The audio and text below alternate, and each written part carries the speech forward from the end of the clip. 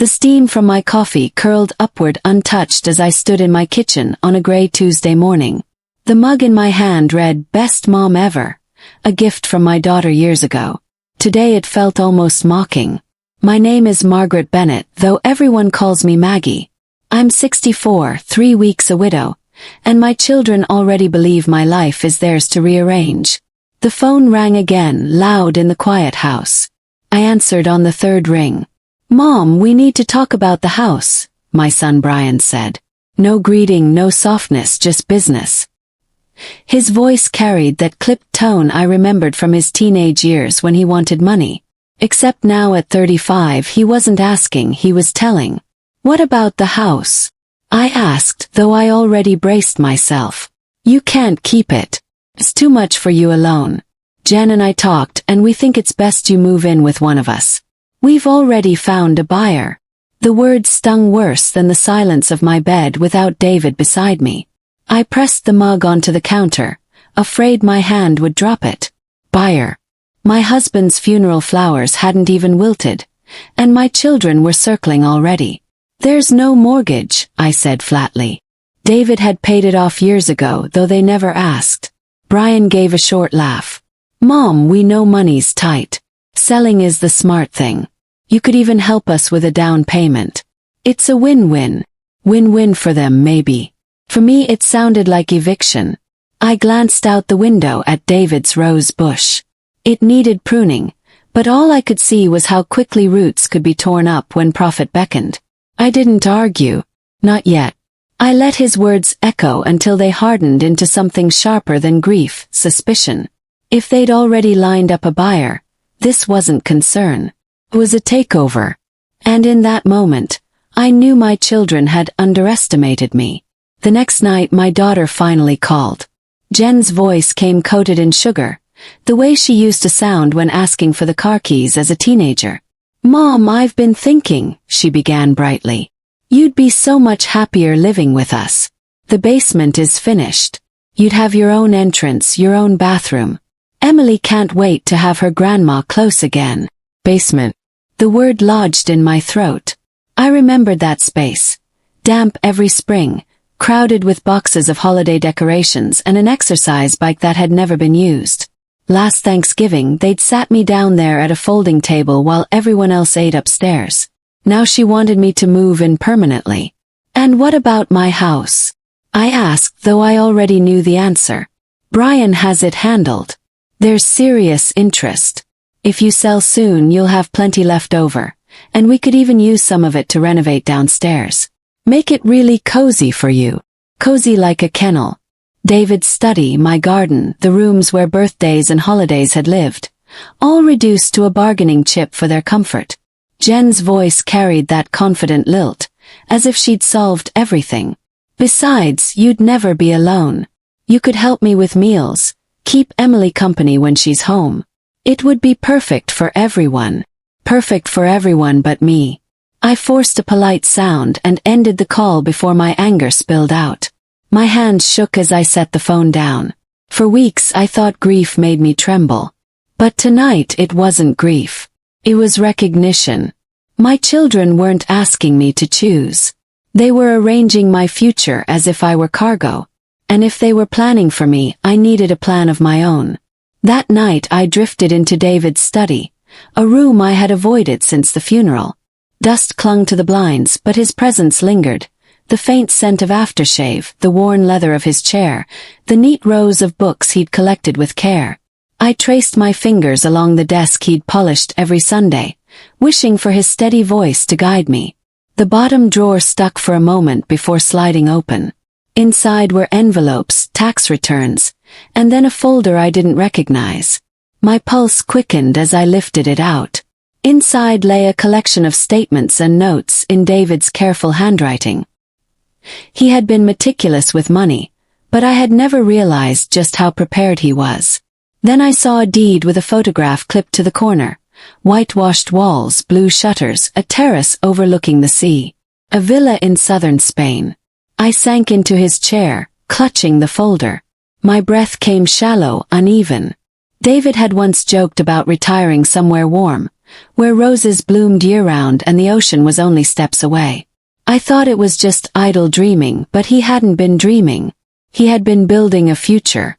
My throat tightened as I stared at the photograph. He had planned a life for us he never lived long enough to see. And in his silence, he had shielded me, because Brian and Jen knew nothing of this place. The roses in the garden outside suddenly seemed less like fading blooms and more like proof that roots could survive. David had left me more than memories. He had left me choices. And I realized those choices could change everything. The next morning I called his attorney. The law office smelled of leather and old paper, a scent that carried weight. Patricia Anderson, David's attorney for nearly 20 years, rose from behind her desk as I entered. Her handshake was firm, her eyes steady. "Maggie," she said gently, "how are you managing?" I set David's folder on the polished wood between us. "My children think they can sell my house. Tell me the truth, can they?" Patty adjusted her glasses and opened a thick file already waiting. "No." David was careful. "The trust places every property, the house, the investments, even the villa in Spain, entirely in your name. The children have no legal claim beyond life insurance. You're the sole owner." The words landed like cool water after a fever. Sole owner. My children had been building castles in air. "There's more," Patty added, sliding an envelope across the desk. "A letter David asked me to give you 1 month after his passing." My fingers trembled as I tore it open. His handwriting spilled across the page, steady and familiar. "My dearest Maggie. I know our children. They will try to convince you you're not strong enough. Don't believe them. You've carried this family for decades. Now it's time to live for yourself. The villa is yours, a promise of freedom. Do not let them take it from you." By the time I finished, tears blurred the ink. David had known. He had seen what I couldn't admit, that my children might trade love for convenience. I folded the letter carefully, as though it could steady my spine. For the first time in weeks I felt anchored. And just as the feeling settled, my phone buzzed. Jen's name glowed on the screen. Jen's voice sparkled with false cheer the moment I answered. "Mom, I've been thinking. If you moved into our basement, we could really make it nice for you. Brian already knows a contractor. He could put in a kitchenette. It would feel like your own apartment." I sat in my car outside Patty's office, David's letter still warm in my bag. "That's thoughtful," I replied evenly. "And don't worry about the expense," she rushed on. "We could cover it with the money from the house sale. It's really an investment in your comfort." My comfort. As if I were an old cat being relocated to a smaller cage. "Jen," I said, cutting through her brightness. "When was the last time you called just to ask how I was doing?" Well, things have been busy with Emily's tuition." "Tuition," I repeated, my tone sharp. "Tell me how much." "Each year." "About $28,000, she admitted. "Plus room and board, books. Her sorority fees."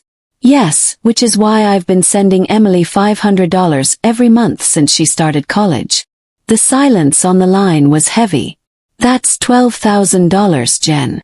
Straight from my pension. Money you never told Emily came from me." Her voice faltered. "She knows you helped. Does she know the amount? That it isn't from some college fund you created?" "Nothing." "She doesn't know, does she?" Closed my eyes, steady now. "You let her believe I'm fragile while you took my money. That ends today." Before she could scramble for words, I ended the call. My hands didn't shake this time. They were steady with anger. It was time to act. The following morning I called a moving company. My voice was calm, steady, as though I were arranging a simple delivery instead of dismantling decades of history. When the movers arrived, I didn't pack my own clothes or dishes. Instead, I walked into Brian's old room. His football trophies still lined the shelf. The baseball glove David bought for his 10th birthday sat in the closet. I placed each item into boxes, labeling them carefully with his name. Then I crossed the hall to Jen's room. Her piano books gathered dust on the dresser, her cheerleading uniforms still folded in a drawer. I packed those too, piece by piece, until the hallway filled with boxes bearing both of their names. These weren't burdens for me to carry anymore. If my children wanted me out of this house, they could take their memories with them. One of the movers, a kind-faced man, asked politely, "Ma'am, where should these go?" I handed him 2 slips of paper, each with an address. "Deliver them as gifts," I said, "from their mother." That evening, I opened my closet and pulled out the red dress David loved, the one that always made me feel younger than my years. I laid it across the chair by the window because I knew Brian would come. He wouldn't be satisfied with phone calls and persuasion. He would bring documents, contracts, the illusion of authority. But when he walked through my door, he wouldn't find the grieving woman he expected. He would find me ready. Brian's car pulled into the driveway just as the movers loaded the last of the boxes. From the window, I watched him step out in his pressed suit, a manila folder clutched like a weapon. His face already wore that look of strained patience I had seen too many times. "Mom, what's going on?" he barked the moment I opened the door. His eyes darted to the truck, to the boxes labeled with his name. "Why are my things packed?" "Because memories matter," I answered evenly. "I thought you'd want them safe in your own home." He pushed inside, red climbing his cheeks. "This is ridiculous. Stephen's client is ready to buy. All we need is your signature." I closed the door behind him and leaned against it, my red dress catching the sunlight. "Tell me, Brian, how much did you promise to split with Jen after selling my house?" His jaw tightened. "Mom, you're not thinking straight. Grief clouds judgment." "No," I said, my voice like steel. "My judgment is clearer than it's ever been. David paid off this house years ago. His pension covers more than enough. Investments you know nothing about provide even more. I'm not drowning and I'm not weak. You assumed I was because it made it easier to treat me like an obstacle." The folder slipped in his grip. "You lied to us." "I never lied. You assumed and I let you. There's a difference." His face paled, words scrambling. For once he had no script. "This house is mine, Brian. You cannot sell what doesn't belong to you." The silence that followed was sharper than any argument, and I knew in that moment it was time to leave. The flight to Madrid was long, but the hours passed in a strange kind of calm. I stared out the window as the ocean spread beneath us like a sheet of silver. For the first time in months, no one was calling. No one was demanding. The silence felt like freedom. At customs, the officer glanced at my passport. "Purpose of visit." "Starting over," I replied. And for once the words felt true. Outside the terminal, a small woman held a sign with my name written neatly. Rosa Martinez. David had mentioned her in his letter. She greeted me with a warm smile and a firm hug, as though I were already family. "The house is ready," she said in careful English. We drove south through rolling hills and groves of olive trees. Villages of whitewashed walls clung to the hillsides, each more picturesque than the last. When we finally turned onto a quiet street lined with bougainvillea, I caught my breath. The villa stood waiting. White walls glowed in the afternoon sun. Blue shutters opened onto balconies, and a garden spilled with color. Lemon trees bent under their fruit. And beyond the terrace, the Mediterranean shimmered endlessly. I stepped out of the car and felt the sea breeze lift my hair. For weeks, my world had been filled with grief and betrayal. But here, in this place David had chosen, I felt his presence as if he had guided me to the door himself. "It is beautiful, yes?" Rosa asked softly. I nodded, tears burning my eyes. He knew what I would need. That night, as I unpacked in the cool, tiled bedroom, I realized I hadn't just arrived in Spain. I had arrived at the beginning of my life. Days in Spain unfolded with a rhythm I hadn't known I was missing. Mornings began with the sound of waves brushing against the rocks, the air scented with lemons from the garden. I walked the narrow streets where neighbors greeted me with nods and warm smiles. No one asked what I could give them, They simply saw me. I bought a leather journal from a small shop and began to write. Not just about grief, though David's absence still sat heavy in my chest, but about the way the sea shifted colors with the light, the taste of bread still warm from the bakery, the quiet freedom of choosing how to spend each hour. Evenings I cooked simple meals, grilled fish, olives, fresh tomatoes, and ate slowly on the terrace, letting the cicadas and sea breeze keep me company. Silence no longer felt like punishment. Felt like peace. My phone stayed mostly buried in my purse. Calls from Brian and Jen came daily, their numbers flashing like warnings. I let each one slip to voicemail. Their urgency was no longer mine to carry. But one evening, just as the sky deepened to gold, the phone buzzed again. I almost ignored it. Then I saw the name Emily. For a moment I couldn't move, the screen glowing in my hand. My granddaughter, who hadn't called since Christmas, the child I'd once taught to bake cookies, who used to curl beside me during thunderstorms. My heart thudded. David's words echoed from his letter. Live for yourself now. But could I? Could I turn away from her? I pressed accept, my voice trembling. Hello. And all I heard was crying. Grandma. Emily's voice cracked through sobs. I just found out. Mom told me yesterday about the money, about how you've been sending $500 every month. I can't believe I never knew. I sat on the terrace, the sea stretching dark and endless before me. Sweetheart, you weren't supposed to know. Your mother thought it was better that way. Better for her, Emily said bitterly. She made it sound like she was carrying the whole weight. I thought you were barely surviving, that you couldn't even keep your house. That's why I stopped calling.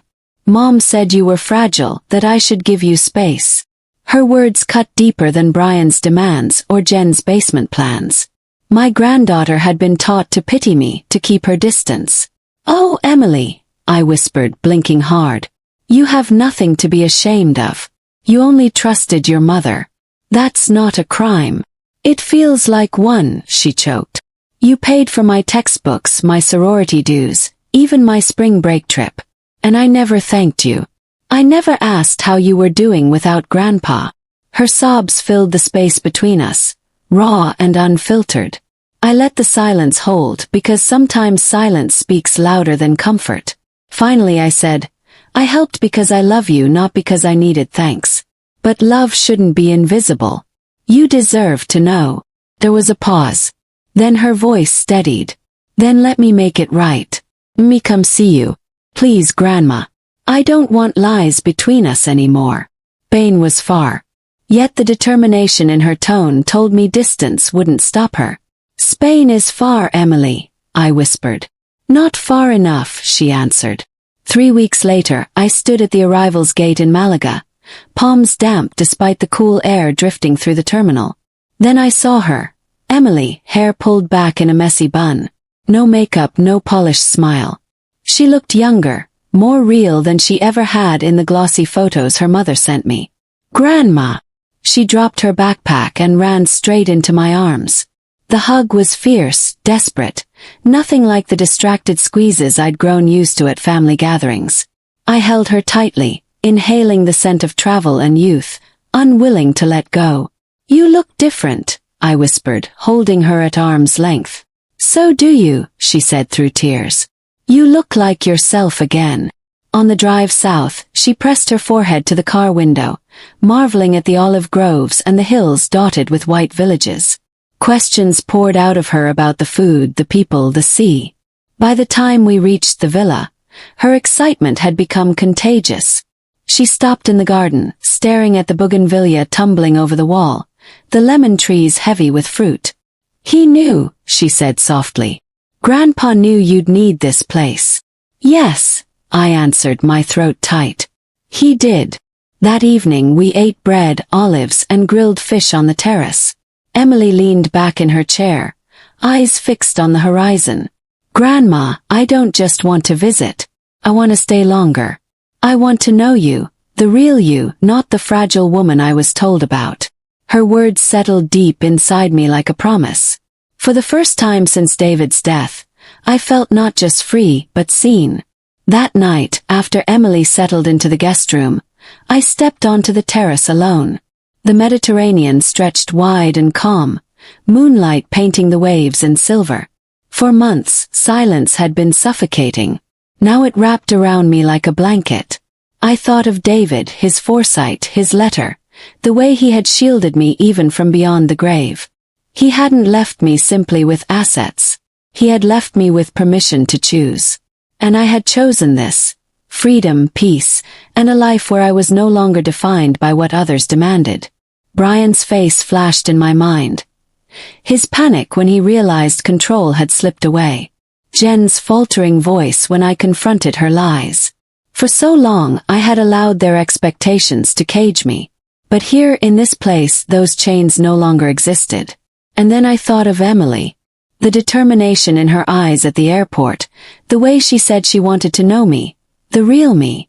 She was proof that love could survive lies. That honesty could rebuild what manipulation tried to destroy.